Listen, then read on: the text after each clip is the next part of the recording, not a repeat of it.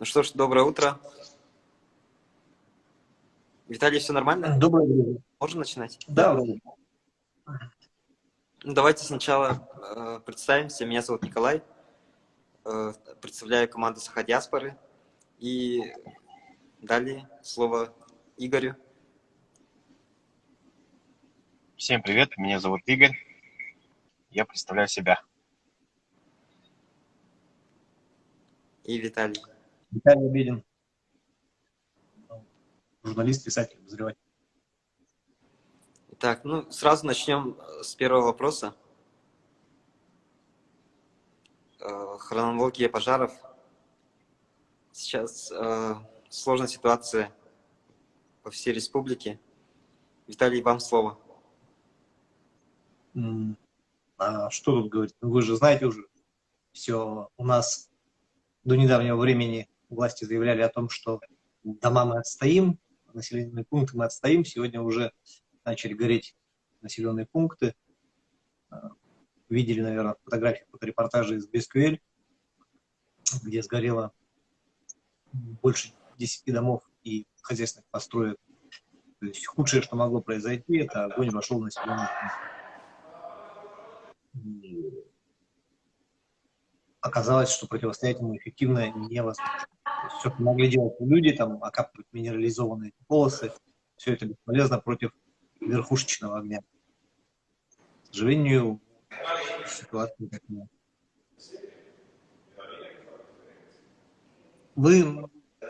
Сейчас у нас провластные медиа подняли там крик, что вот период, когда вся республика горит, нам надо сплотиться вокруг руководителя, а его подвергают нещадной критике. Почему не подвергать-то критике? Если уж про хронологию мы заговорили, то вы же, наверное, видели, как все обстояло дело, как развивалось событие.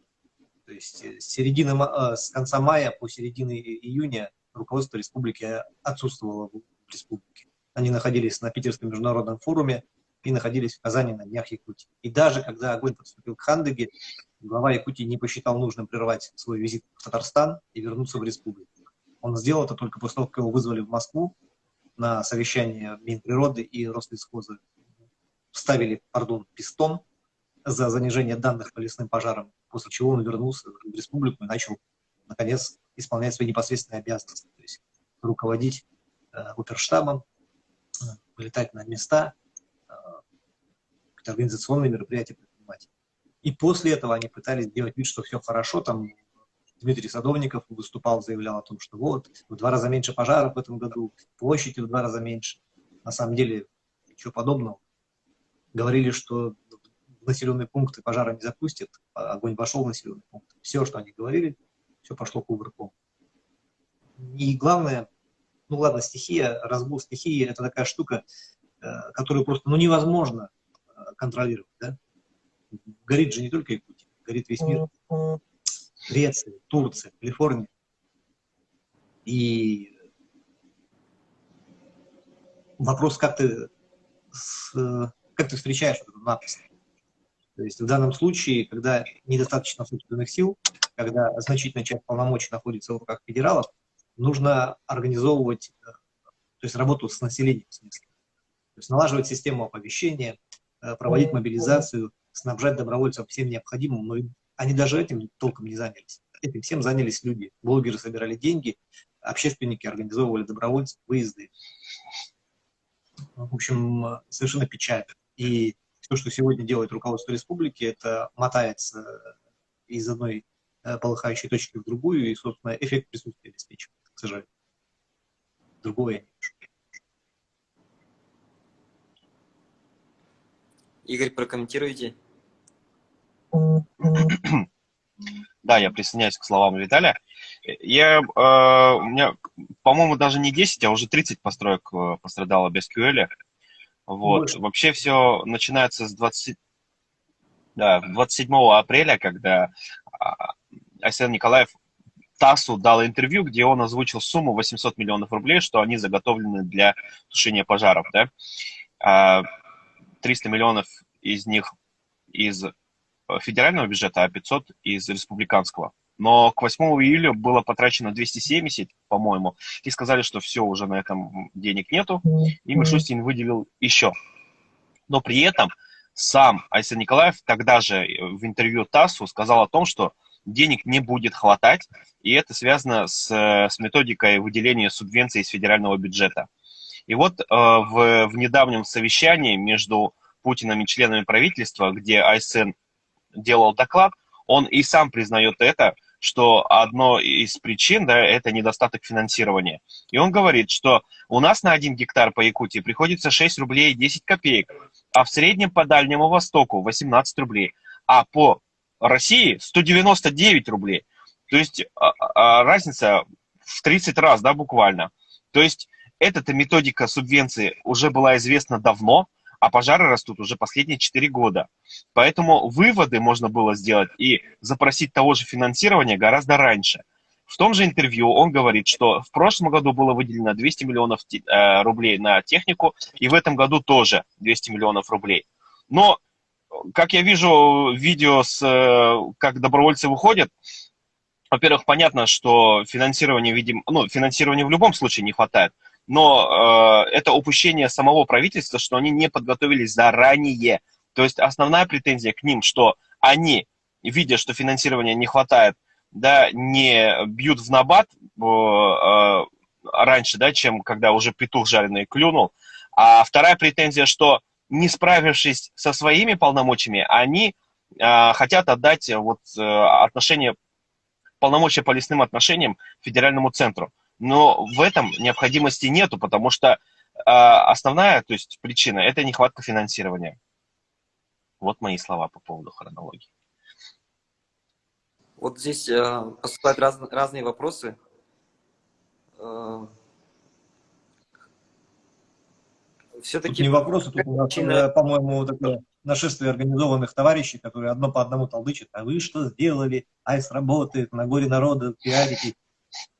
Если бы, знаете, мы внезапно вот собрались и начали это обсуждать, но мы же говорим о проблеме лесных пожаров с мая. То есть мы, в отличие от Александра Сергеевича, вы в середине июня не просыпались. О, неужели у нас республика загорела? И дело не в том, что он плохой. И понятно, что деньгами пожар не закидаешь. Дело в плохой подготовке, и за это отвечает глава, его руководитель Госкомитета по жизнеобеспечению, курирующий вице-премьер. Дело в плохих организационных мероприятиях. Дело в том, что Александр Сергеевич, чем лично он меня против себя настроил, вот, в личном моменте, да, то у меня к нему личных претензий нет. Вот когда он выступает в федеральных СМИ, он же всевозможно занижает, он все время излучает оптимизм, понимаете? Он занижает проблемные ситуации. Даже вот в интервью «Коммерсанте» он заявил, что, например, его спрашивают, вот у вас Якутск месяц простоял в дыму, что медики говорят? А медики говорят, что у нас в дыму-то город всего в опасной ситуации простоял 2 дня за все это время. Ну как это? Вот как это? И вот идет череда публикаций, проплаченных публикаций. В том же «Коммерсанте», договор с «Коммерсантом», я нашел тендер на 1,7 миллиона рублей. Потом другие люди нашли договор с РБК, договор с ТАСС, тоже примерно на эти же суммы 1,7, 1,8 миллионов рублей. У них же везде идет рефреном, что власть справляется. Что главное, вот к населенным пунктам не пустили, отстояли, федералы помогают. Блин, ты определись, то ли тебе нужна всемирная помощь, надо бить в набат, то ли ты всем рассказываешь, что ты хорошо. Вот у меня лично, пардон, горит вот от такого лицемерия. И потом, вот когда уже ситуация запущена, когда достаточной помощи нет, надо героически летать, чтобы потом провластные боты и проплаченные отдельные блогеры говорили, вот, Айсен летает, тушит, а вы что делаете, вы говорите. Мы говорим, что ты не должен мотаться, никто от него не требует, чтобы он Францем посреди бушующего пламени стоял и лично пеньки водой поливал сгоревшие. Говорит о том, что надо относиться нормально. Смотрите, если он такой, вот он своими рассказами о том, что все спокойно и все хорошо, все под контролем, он получается, ну я могу предположить так, что он успокоил всех федералов. Смотрите, с начала пожароопасного сезона ни один крупный федеральный чиновник, отвечающий за тушение пожара, в Якутию не прилетел. Не прилетел министр ПЧС Зиничев, да, в Карелию полетел, в Якутию нет. Не прилетел глава ликвидационной комиссии Трутнев, вице-премьер и полпред, курирующий Дальний Восток. Не прилетел даже тот же Козлов, министр природных ресурсов. Про министра Чекункова, федерального министра развития Дальнего Востока и Африки, вообще забыли, что такой министр существует, хотя это вот его прямая зона ответственности. Хотя бы обеспечить финансирование, хотя бы обеспечить взаимодействие с другими регионами, чтобы к нам перебрасывали силы из Хабаровского края, с Приморья, с других регионов Дальнего Востока. Посмотрите, в Карелию, в тут же из соседних регионов перебрасывались пожарные части. А у нас вот это, мы справляемся, все под контролем, а в итоге мы одни. Ну, вот кроме того, что сейчас начали федеральную группировку наращивать, начали Министерство обороны наконец подключиться. Вот я о чем говорю. А не о том, что прямо Айсен плохой, и если его там, в отставку уйти, это как принести в жертву, пожары немедленно стихнут. Хотя в отдельных африканских племенах была такая практика, что если на племя сваливались неудачи, засуха и так далее, то приносили в жертву вождя. Потому что он отвечает за то, чтобы племя выглядело хорошо перед богами. Ну, я не говорю, что Александр Сергеевича надо привязать к сосне и принести в жертву духом лесным, но, блин, не надо вот теперь создавать образ такой невероятно героического борца, которому только мешают внутренние критики. Это же не так. Когда вот произошла трагедия в Татарстане, в школе, Якутия сопереживала, да, солидарна была. Почему вот в отношении наших пожаров это только наше дело, а другие как-то вообще никак не реагируют? И, например, могли бы другие субъекты соседние отправить помощь. Почему такого не происходит? Ну, потому что наши Недостаточное власти информирование. рапортуют о том, что хорошо, что все под контролем. Ну, не хорошо, но под контролем.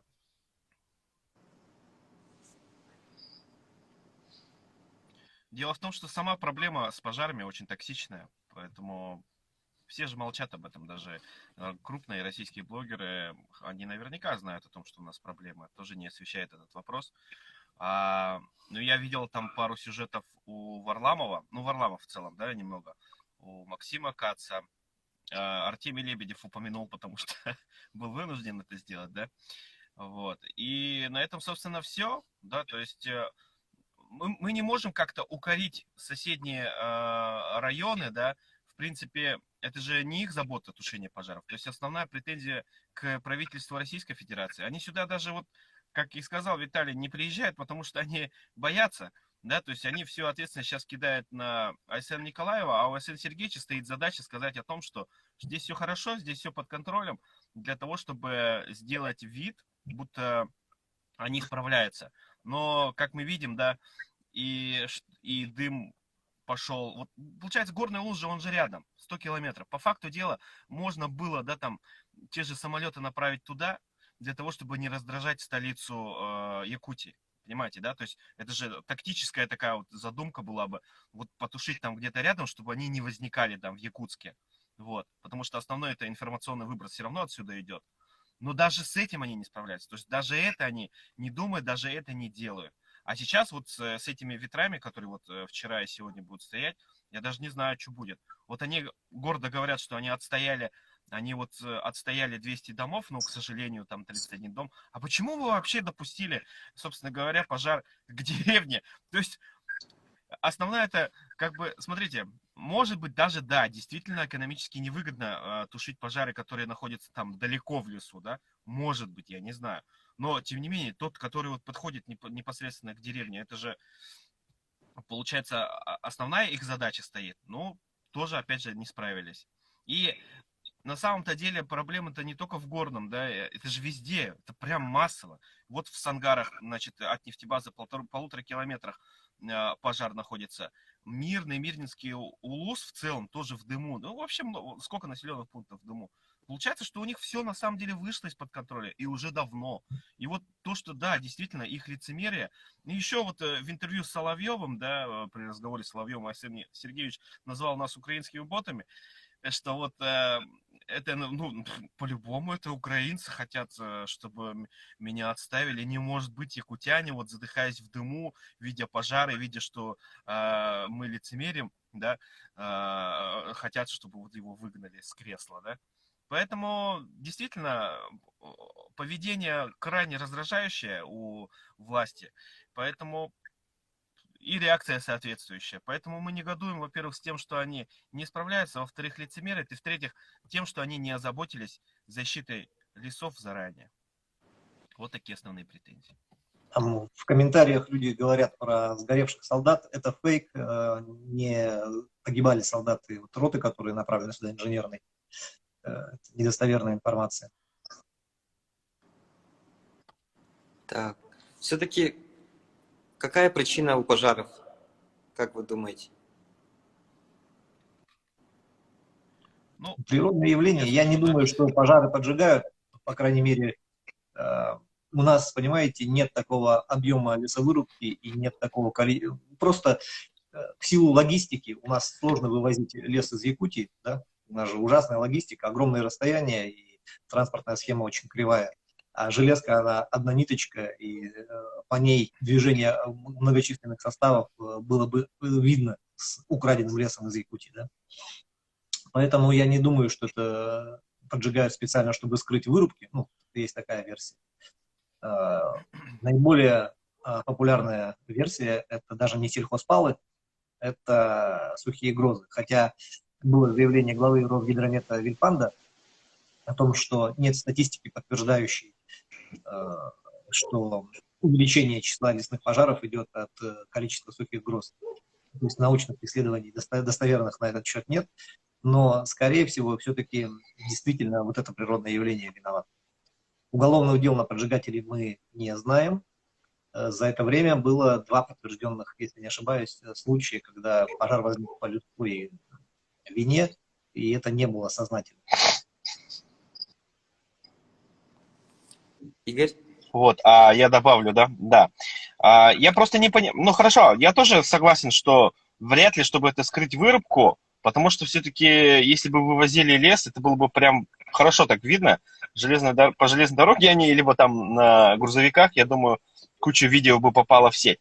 Вот. И им проще воровать, по-моему, там с Хабаровского края, да? Вот. Я просто не понимаю, почему пожары... Тут примерно такие же природные условия в Красноярском крае, да? То есть, ну, понятное дело, я не желаю им таких же пожаров, но я просто не понимаю, почему там нет таких же сухих гроз, да? А вот, допустим, одной из причин пожаров Григорий Куксин, да, пожарный Гринписа, указал, допустим, малую культуру общения с огнем, а может быть даже какие-то религиозные причины. Это, конечно, меня прям конкретно возмутило, его слова. Вот. Вот. Я не думаю, что там, допустим, рядом в Красноярском крае тоже как-то выше вот эта культура общения с огнем. Да мы как-то... Ну ладно, в общем, я эту тему уже обговаривал, да, и какая причина пожаров, да черт его знает, вот честно. Да, то есть нам же за все это время не отчитались, не рассказали. Вот, допустим, тот же гидрометцентр, он сказал, что количество сухих гроз не превышает норму. Ну, то есть гидрометцентр Якутии же, да, по-моему, говорил. Вот, поэтому черт его знает, какие конкретно причины. Если нам подробно следствие... Мне кажется, они должны провести следствие, я по поводу властей, да, чтобы выявить причины и в первую очередь работать над ними. Но они не говорят, молчат. Шойгу говорит, надо на севере России построить новые города. Слушайте, ну это вообще полный бред. У нас население, Дальний Восток, например, самый депопуляризированный регион России, да? Плюс последний город, который был построен, это был Тикси, это был Нерюнгри, последний молодой город СССР. И что такое строительство города? Это гигантские вложения в инфраструктуру, дороги, подъездные пути, плюс создавать большое количество рабочих мест. То есть там должно быть изначально возникнуть некое производство, вокруг которое будет обрастать специальной структурой вокруг рабочих городков. Это так делается. Нельзя построить в пустыне или там посреди леса город, завести в него 1,5 миллиона человек и посадить, и вот это будет точка экономического роста. Вот эти вот заявления Шойгу – это чистой воды популизм. У страны сегодня нет даже человеческих ресурсов для того, чтобы так сделать. Мы почему мигрантов привлекаем? Потому что у нас не хватает трудовых ресурсов внутри государства. И поэтому его рассуждения про 5-6 городов в Сибири с миллионными населением – это просто попытка самые недовольные регионы, а Сибирь и Дальний Восток самые недовольные регионы, как-то задобрить, показать, что к ним есть внимание. В прошлый раз они там в Приморье столицу переносили, вот под выборы вот, пытаются на этих... Ну, у нас же раньше была столица Дальнего Востока, Хабаровск, да? Потом, когда в Приморье были плохие выборы, которые провалил наш нынешний премьер Тарасенко, проиграв фактически коммунисту, вот в качестве пиар-мероприятия переносили столицу из Хабаровска в Владивосток. В общем, занимается всякой ерундой околополитической, вместо того, чтобы заниматься экономикой и социальной политикой. Но почему Шойгу полез в политику? Вы знаете, он один из лидеров федерального списка партии «Единая Россия». Вот долгое время федеральные СМИ молчали, и потом вот появилась новость, что Ди Каприо заинтересовался, и только тогда вот, видимо, произошло, да, такое освещение. Как вы думаете? Да не молчали Но, они, да, то есть... были просто крупные, не подключались, во-первых, инфлюенсеры крупные, и не подключались авторские СМИ. А так информация о лесных пожарах была, но она как была, в новостных сводках все время. То есть не акцентировано без там фоторепортажей, авторских материалов, просто информация о количестве пожаров, об охваченной территории. Такой прям повальной тишины не было. Ну да, я информационный шум, честно, не знаю, как замерить и так далее, да, но тем не менее, как-то чисто по субъективному мнению, действительно, после того, как Розалия Бангкок сказала о том, что вот она обратилась, что действительно был разговор, то после этого какой-то вот информационный шум все-таки был больше, да, и это привлекло внимание, то есть это сделало свою услугу. Я просто не знаю, там, насколько эта информация достоверна на данный момент уже, но это, в принципе, уже не важно. Главное, что чуть больше людей узнало о нашей проблеме, да, и в любом случае это тоже полезно, да, то есть в какой-то момент, вот сейчас же Леонардо Ди Каприо все-таки сделал, да, по-моему, пост у себя в Инстаграме и обратил внимание о том, что тут у нас тоже пожары, вот, напрямую это, конечно, никак не поможет, да, но тем не менее, чтобы хотя бы люди знали, какая тут жизнь творится. И далее уже пошли статьи в мировых изданиях. И мне кажется, сейчас уже Кстати, обратите внимание, как развивалась ситуация с Леонардо Ди Каприо.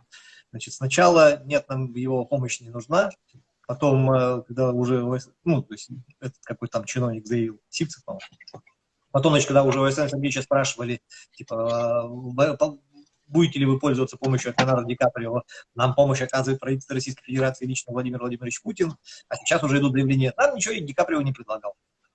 Но он, видимо, должен был это лично на личном самолете прилететь с мешком бабла и посыпать сверху на горящую тайгу. Видимо, такая логика. То есть человек подтвердил свою заинтересованность. Что можно было сделать? Можно было обратиться к руководству его фонда. У нас есть, раньше было Министерство внешних связей, сейчас у нас, я не знаю, не помню, как эта структура называется. Ну, может быть, там, Департамент внешних связей.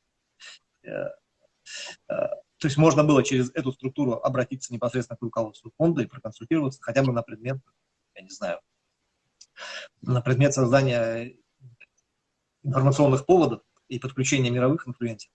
Потому что сейчас Якутия, как я уже говорил, никто из федералов не прилетел, Якутия сама по себе. Путин, Владимир Владимирович, лично летает над Челябинском, смотрит там пожары, чуть ли не лично руководит, но в республику, где самое большое количество горящего леса, никто думать им. По сей день. Я уверен, что когда к концу августа, когда пойдут дожди, когда объемы площади горящие сократятся до минимума, когда станет ясно, что ситуация действительно под контролем, вот тогда они сюда приедут огромными делегациями, будут наши дороги перекрывать, гаишников через каждые 20 метров ставить, когда Трутнев там примчится. Вот в конце августа прямо нашествие случится федералов на разбор горящих обугленных пеньков. А до тех пор мы предоставим сами себе. Ну, не считая, конечно, тех мужиков, которых из МЧС, из Минобороны, которых сюда доставили, и которые сейчас принимают активное участие в тушении пожаров. Им, конечно, респект. А вот Да, очевидно, что помощь недостаточная от федеральной власти. Допустим, в Турцию уже направляют самолеты. Понятное дело, что они видят в этом экономическую выгоду, да. Ну, ёкарный... Так-то лес наш общий же вроде как по закону и федеральный, и якутский. Почему бы не озаботиться, не отправить те же самолеты к нам? Это же как бы... Это же настолько простая логика, да? И это такой же абсурд, да, что вот помогают соседним странам, которые члены НАТО, да, потом через 2 месяца будут хаять их, потом через 3 месяца они там опять будут друг друга что-нибудь там сбивать и так далее, да. Ну, а сейчас они им помогают, а нам нет. Ну, то есть, блин, ну что за Да, ладно, отношение отправляют к самолеты. своей же республике? В Якутию же тоже отправили. И что? И они стоят в Мирном, потому что не могут тушить, потому что... Из-за дыма стоят, Из-за да. дыма, да. А дым почему? Дым потому, что они не тушат. Какой смысл вообще? Перебазируйте их, значит, в другое место. Какой смысл? Они просто стоят, простаивают. Что они ждут, пока ветер изменится, дым в другую сторону снесет? как вы думаете, далее какой ход развития ситуации будет? Ну, как я уже сказал, ничто не вечно, поэтому ближе к концу августа все-таки пожары пойдут на спад, осадки наконец пойдут. И поэтому к концу августа ситуация нормализуется. И вот в конце августа к нам включится нашествие федеральных чиновников на разбор полетов, на битье шапок и наколачивание себя кулаками в грудь. Ну и, конечно, будут восстановительные работы здесь. Я не сомневаюсь, что все постройки без QL в том же будут восстановлены за счет бюджета. Здесь власти просто не имеют права начать включать бюрократию, там, оставлять людей без помощи, требовать у них каких-то дополнительных подтверждающих документов. Я думаю, что все здесь организационно быстро порядке сделать. Хоть с этим они должны справиться. Если не с этим не справятся, значит это у нас черти какие-то руководят. В сентябре, в прошлом году, 30 сентября на News ИКТ выходила новость, что давайте поможем Якутии. Вот, это было в сентябре в конце. То есть пожары тогда еще бушевали. Поэтому я боюсь, что даже не ограничит августом, да, что даже сентября будет все полыхать так конкретно. Но, как бы, это... Да ведь что-то положительной динамики-то нету в пожаротушении, по-моему, вполне себе и до конца сентября такой будет. Ну да, не согласен с Виталием, что как только пожары потушатся, они такие, мы красавчики, вы видели, что мы сделали? Вот столько будет у них бахвальства, столько будет привлечения внимания. Вот тогда федеральные СМИ сразу подключатся, там те же проплаченные блогеры, смотрите, какие они красавчики. Мы отстояли Якутию. После того, как само по себе уже потушится. Примерно такое и будет.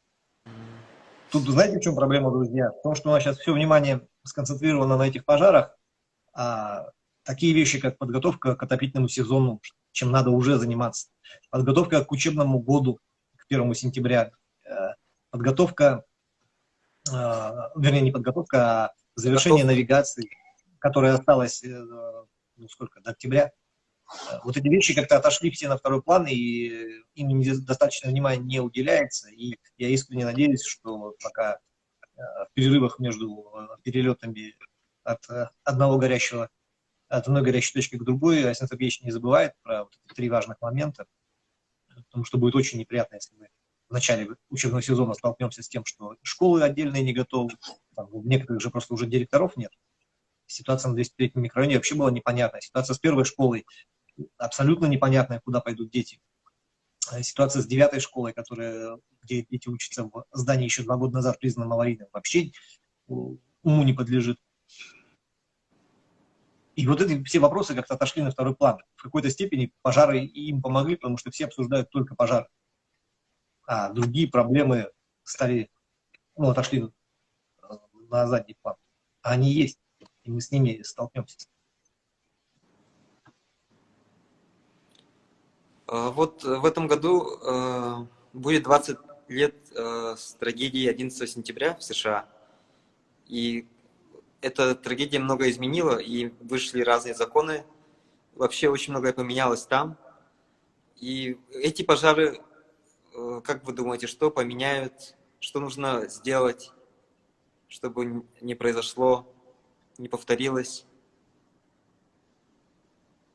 Ну, основной-то причина это недостаток финансирования и недостаток подготовки к лесным пожарам. Поэтому, ну, видишь, как, да, то есть на этом фоне я и говорю, ну, я уже повторяю, да, то, что говорил, на этом фоне они хотят передать полномочия по лесным отношениям. Вот, вот этого я меньше всего хочу, чтобы каким-то образом государственность Якутии была урезана, да, и какие-то полномочия дополнительно отбирались. Ну, смотря какие полномочия, опять же, потому что закон сырой, он еще не принят, он еще не рассмотрен, он подготавливается. Но, как обычно это и бывает, да, под видом того, что там за спасение чего-то, они еще дополнительно какой-нибудь выгодный для себя закон принимают, там, чтобы укрепить централизацию власти, чтобы укрепить вертикаль власти. Вот, то есть не знаю, какие законы именно примут, но не хотел бы отдавать полномочия и все-таки хотел бы, чтобы... ну они сказали, что методику по субвенциям вроде как уже разработали. Ну, кстати, они не озвучили, сколько рублей на 1 гектар теперь будет приходиться, и достаточно ли будет такого финансирования. Тоже пока непонятно. Смотрите, стихию предупредить и заморозить невозможно. Поэтому лесные пожары – это ежегодное явление, и с ними мы в следующем году обязательно столкнемся. Весь вопрос в масштабах, в оперативном реагировании и в подготовке. То есть про не то, что с финансированием все не так, мы слышим каждый год. Еще при Егоре Борисове говорили о том, что методика тушения лесных пожаров неэффективна. Если поднимете данные за прошлый год, вы увидите, что там Александр Сергеевич тоже встречался с Владимиром Путиным, говорил об неэффективной методике, необходимости ее пересмотра, Путин с ним согласился. Я сейчас собираю данные по разным годам, когда сильно горели, и смотрю, что им мешало. И все время что-то новое мешает. Но чаще общим рефреном идет финансирование, но так мешает что-то новое. И крайними всегда оказываются муниципальные главы, на которые заводят уголовные дела, главы небольших наследов и сел за то, что они якобы не подготовили население не только к мобилизационным мероприятиям, не только к эвакуационным мероприятиям. Главная проблема – это, во-первых, оперативное выявление, с чем у нас явный рассинхрон, потому что якутские чиновники, отвечающие за безопасность региона в плане пожаротушения, они упорно игнорируют данные Росмониторинга. Или не игнорируют, но не доверяют им, или вообще считают, что к этим данным присматриваться не стоит, потому что надо считать по площади, пройденной огнем. То есть их интересно, сколько сгорело, то есть они считают, что надо смотреть, сколько сгорело постфактум, а не сколько горит сейчас. Из-за чего Александра Сергеевича вызывали в Москву, в Министерство природоохранных ресурсов, устраивали там озвучку. И, конечно, необходимо готовиться к мобилизационным мероприятиям, потому что, по сути, основные наши полномочия сводятся вот к этому, к формированию бригад добровольческих, организации их, вывоз в нужное место и рационального использования. У нас же это все носит полуспонтанный характер. То есть люди как-то сами собираются, как-то сами едут, как-то сами им там на местах показывают участки. То есть нет плановой, координированной работы добровольцев. Плюс нет мобилизационных складов, где должны быть эти ранцы для тушения, где должно быть обмундирование, сухпайки, НЗ, горючки, чтобы можно было в короткое время там, найти несколько сотен мужиков, которые поедут тушить, не вопрос. В Якутии, во-первых, население отзывчивое, во-вторых, родственные связи, земляческие связи, то есть люди организуются и поедут. Это не вопрос. Вопрос в снабжении людей. Этого нет. Это не организовано. У нас блогеры собирают деньги, покупают тушенку, и люди берут сдачи лопаты, охотничьи сапоги и едут. Это не организационные мероприятия. Вот это главный мотив. Как вы относитесь к тому, что вот народ собирал деньги? Ну, народ собирает деньги, потому что этих денег не предусмотрено тем же Госкомитетом по обеспечению жизнедеятельности населения, который как раз должен был организовать мероприятие. Ну, во всем мире так народ собирает деньги. Когда в Австралии горели пожары, там одна известная модель вообще свои нюц-фотки продавала, а деньги направляла на тушение и спасение животных. До такого доходило. Это нормально. Это неравнодушие людей, инициативность людей, это болезнь за свой край, за свою землю. Это нормально. Но основные мероприятия должны были взять на себя все-таки чиновники. У них есть специально для этого, у нашего правительства есть резервный фонд. Если не хватает бюджета комитета по жизнедеятельности, по обеспечению жизнедеятельности, то должны были перекидывать средства из резервного фонда. То, что собирают блогеры, то, что собирают добровольцы, это должна быть помощь, дополнительная помощь, но не больше того. Игорь? Блогеры просто, это же обычные люди, да, то есть, и у них возникли проблемы там потому что сбор-то денег должен идти централизованно, вот, и, ну, пускай люди скидываются, пускай помогают, но просто они собрали там максимум почти 2 миллиона рублей, и по сравнению с финансированием, которое непосредственно идут для тушения пожаров, там 667 миллионов рублей, это было на начало июля, да, это не сравнится на самом деле. Ну и, да, действительно должен быть какой-то резервный фонд для того, чтобы была какая-то оперативная финансовая помощь для тех же добровольцев, да. Вот, поэтому к самому факту, что люди собирали, ну пускай собирают. Ну вот, а сколько нужно еще собрать-то? Это же это пожар, да, то есть там до бесконечности можно собирать эти деньги, но все равно не собрать нужную сумму, если это не будет хорошо организовано. Но сейчас добровольческое же, да, уже сформировали, вот после этого уже более-менее стало. Но сейчас, вот, допустим, Петр Черкашин, допустим, объявил о сборе средств, да, для пострадавших вот без QL, например. Но это, я думаю, уже как-то за рамки, как бы, да, потому что им же и так обещали со стороны властей помочь, да, я горячо сочувствую своим землякам, но почему вот сейчас власть опять упускает этот момент, да, для того, чтобы оперативно помочь пострадавшим непосредственно. Вот, и тоже вот это вот отсутствие такого резервного фонда, это их упущение. Нет, резервный фонд есть, просто не перекидываются средства. А он что, а почему они не скидывают туда? Почему люди все равно обращаются тогда? Да? Видимо, хватает. Кошмар. Все под контролем. Ну да, все под контролем, поэтому. Черкашин не хайпится, Черкашин занимается избирательной кампанией. Это... Кстати, он рекламу уже запустил на это же видео. Офигеть. Черкашин политик, действующий, зарегистрированный кандидат в Государственную Думу Российской Федерации. Он занимается тем, что, в общем-то, использует ситуацию для политического пиара. Ну, как политики это нормально. Если от этого еще и какая-то людям польза будет, ну, можно даже потерпеть. Как скажутся пожары на здоровье людей, как вы думаете?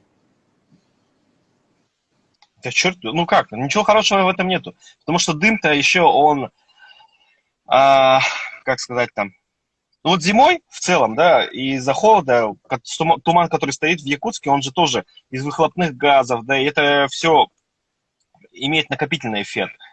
И в целом, плюс еще ковидная же, да, ситуация, и с точки зрения респираторных болезней, да, ни к чему хорошему это не приводит.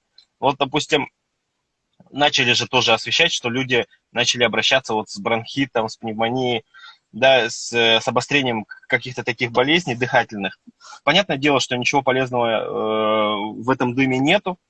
Да, ну, каким конкретным образом, я еще не разбирал этот вопрос прям подробно, ну, то есть, потому что, когда был великий смог в 60-х годах в Англии, они вывели, что, ну, там был конкретный смог, да, из-за, вообще неважно из-за чего, в течение всего лишь 4 дней, и при этом там умерло, по-моему, 20 тысяч человек, и оказалось, что дети, которые родились именно в этот момент, у них риск астмы был в 8 раз выше, чем у детей, которые вот при чистом воздухе родились. Вот такие вот долгосрочные какие-то эффекты, да, какие произошли, нам еще неизвестно, но потом это аукнется. Естественно, каким образом, ничего хорошего, конечно, в этом не будет.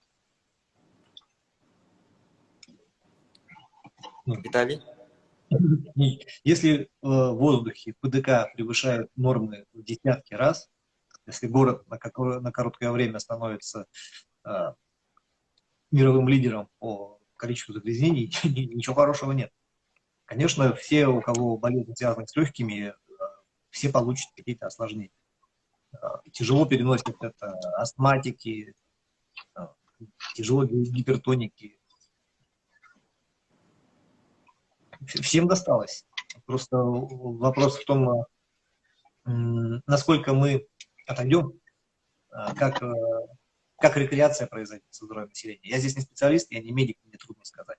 Кстати, интересная тема для коллег-журналистов, поговорить с врачами и обсудить перспективы, ну, как будет развиваться ситуация в плане массового здоровья.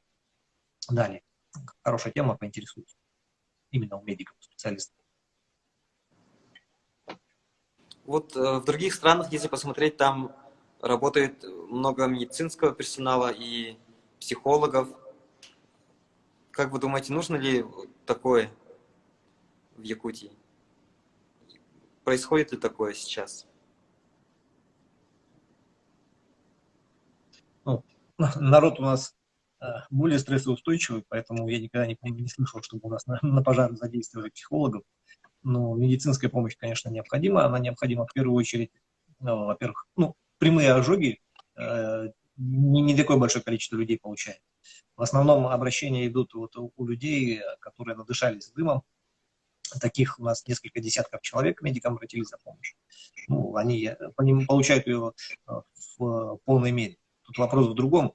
Вопрос, что никто не обследует здоровье населения в тех населенных пунктах, которые, собственно, оказались вблизи пожаров, которые пришлось даже эвакуировать. Туда надо сейчас медицинские бригады направлять, чтобы детей обследовали в первую очередь, стариков, пожилых. Возможно, им нужно будет организовать выезд куда-нибудь на санаторно-курортное лечение, я не знаю, где-то у нас вся страна легкие лечила, в Минводах, но хотя бы туда, тем более прямые рейсы Якутии туда начала делать. Я бы на месте властей, например, детей и пожилых людей отправил на мероприятие, просто чтобы показать, что мы пытаемся как-то И компенсировать пожарников. результаты провала нашей же работы.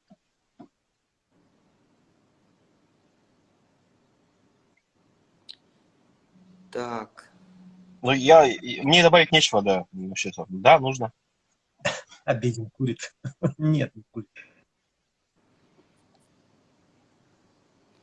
Виталий, можете выбрать какой-нибудь вопрос от зрителей? Но тут он сам не прокручивается, приходится вручную и не очень. Как сравнивать, вообще смешно, какие психологи людям на товары первой необходимости не хватает. Я понимаю, тут уже никто не говорит, что должны пострадавшие люди за свой счет идти к этим самым психологам. Просто на Западе это норма, когда люди столкнулись с ситуацией стрессовой, то есть у них немедленно подозревается посттравматический синдром, и им предлагают консультацию психологов. Просто чтобы тупо выговориться, там, сбросить напряжение, избавиться от стресса. У нас это не принято. У нас посещение психологов, психоаналитиков не является нормой, например, на Западе. Ну а что не хватает людям на товары первой необходимости, так это неудивительно. В Якутии почти более 17%, если после игр со статистикой, более 17% населения являются официальными бедняками, то есть имеют доходы ниже прожиточного минимума. И причем половина из них это многодетные семьи. То есть то, что людям не хватает денег на товары первой необходимости, это результат провальной экономической и социальной политики региона.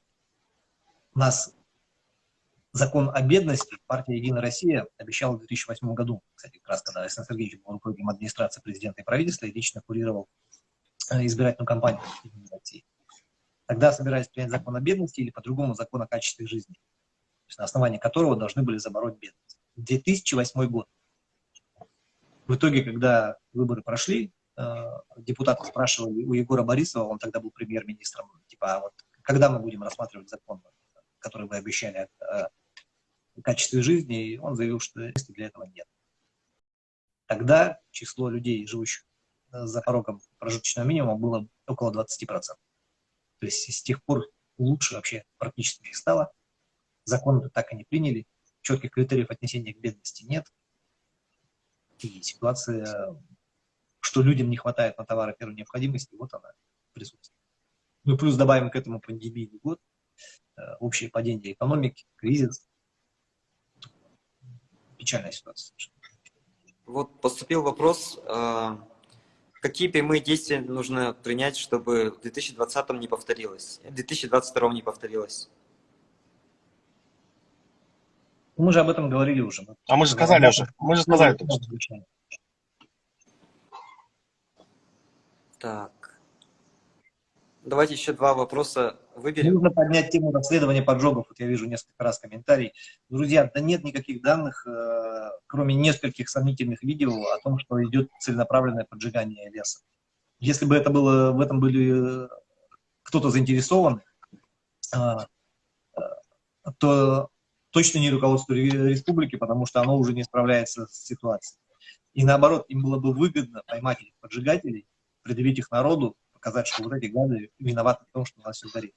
Нету явных, систематических и организованных поджогов. Это люди просто уже от отчаяния думают. Потому что нет у нас такой развитой лесопромышленности, нет организованного вывоза леса.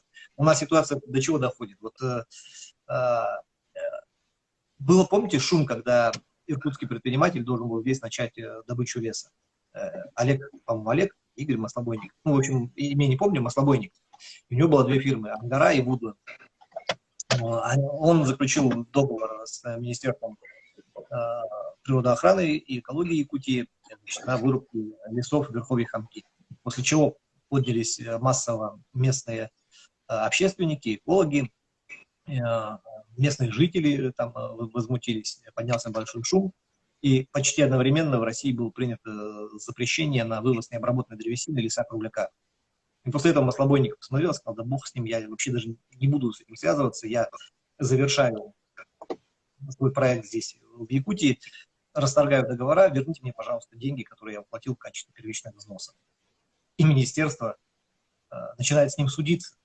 Якутия, правительство Якутии, ну, в лице этого министерства, начинает с ним судиться, требуя признать эти договора действующими, а его, значит, соответственно, пусть выполняет свои обязательства, рубит лес и продает. Чувак говорит, все, не хочу, ваши экологи меня задолбали, плюс федеральное осложнение законодательством, и ваш лес мне слишком дорого выходит, он мне не рентабелен, не выгоден, не буду я этим заниматься. И ему наше правительство не дает расторгнуть контракт и уехать. И, по-моему, даже в арбитраже в итоге выиграли.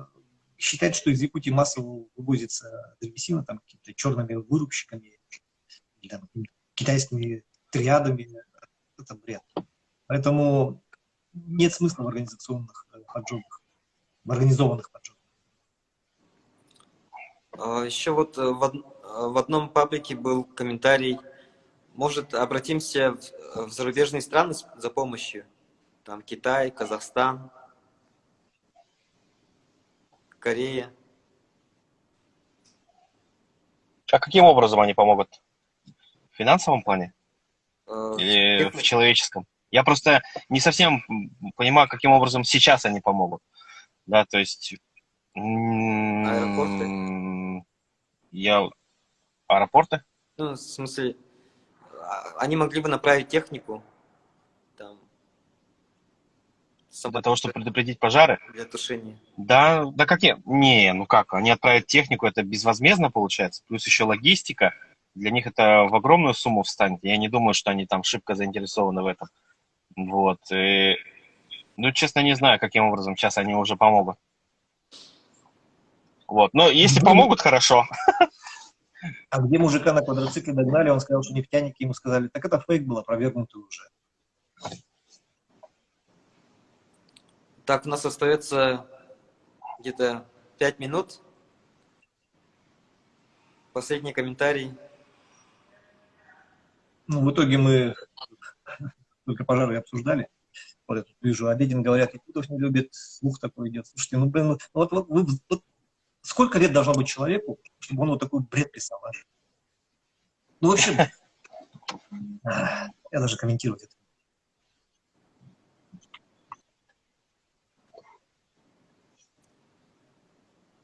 Да это тролли, не обращайте внимания. Да. Ну, спасибо за ваше время, за эфир, за согласие. Спасибо вам. Да. Спасибо. Надеемся, Было интересно. что пожары закончатся совсем скоро. Виталий, какие-нибудь последние слова? Здесь, в данном эфире, только отрицательный обзор против местной власти, против власти местной, любого уровня. Слушайте, дело же не против местной власти. Почему не понимаете простую ситуацию?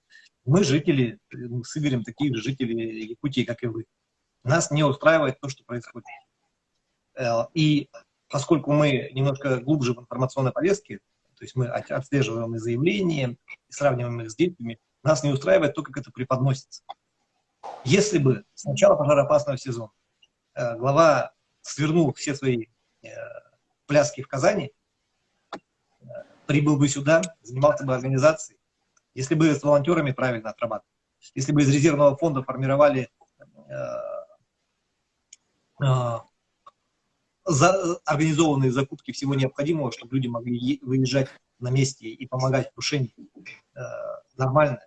Если бы у нас не было вот этих постоянно меняющихся точек зрения, да, то нам помощь от Ди Каприо не нужна, то нам помощь дает достаточный Владимир Владимирович и федеральное правительство, то Ди Каприо нам ничего не предлагал.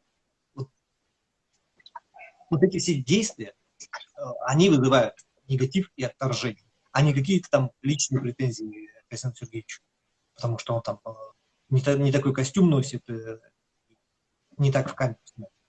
Вы почему про простые вещи не понимаете, что недовольство идет от действий, поступков, слов, заявлений? Никто не тянул его за язык в передачу Соловьева, чтобы обозвать жителей Якутии украинскими диверсантами, которые с IP гадят. Почему вот этих простых вещей не понимаете? Никто не заставлял его идти в «Коммерсант» и говорит там, что в Якутске плохо было из-за дыма только 2 дня всего за все это время. Никто не заставлял его пиариться в красивом костюмчике камуфляжном и заявлять о том, что в населенные пункты мы огонь не пустим. Когда нет адекватности, вот идет критичное осмысление действий и слов. Именно поэтому. И не надо здесь выставлять это, что это какие-то политические амбиции, претензии. Мы с Игорем в данной избирательной кампании не участвуем. Мы на посты в Министерство экологии, он станет вакантным, потому что у нас, понимаете, у нас период пожаротушения, министр экологии фактически занимается своей избирательной кампанией, как депутат собрался. То есть подразумевается, Да, что кстати. он не хочет продолжать свою деятельность на посту министра. Сам в тот период, ты должен на этот период вообще все амбиции свои свернуть, выполнить все необходимые от тебя служебные действия, и потом в отставку. И вот когда такие вещи возмущают, оказывается, это все идет от того, что лишь бы поругать Александра Сергеевича, лишь бы пахать. Я бы с удовольствием обошелся и без такого повода для хайпа. Благо, критиковать, если уж на то пошло, есть за что. У нас, как я уже говорил, 17% населения живет за чертой бедности, у нас школы на 260% переполнены, а власть более 30 миллиардов рублей закапывает на сумасшедший проект. У нас 500 миллиарда рублей выделяется на креативный кластер, 11 миллиардов рублей выделяется на суперкампус и 18,5 миллиардов рублей выделяется на эпичный центр. 30 миллиардов рублей. Город Якутск на эти деньги мог бы 2 года жить.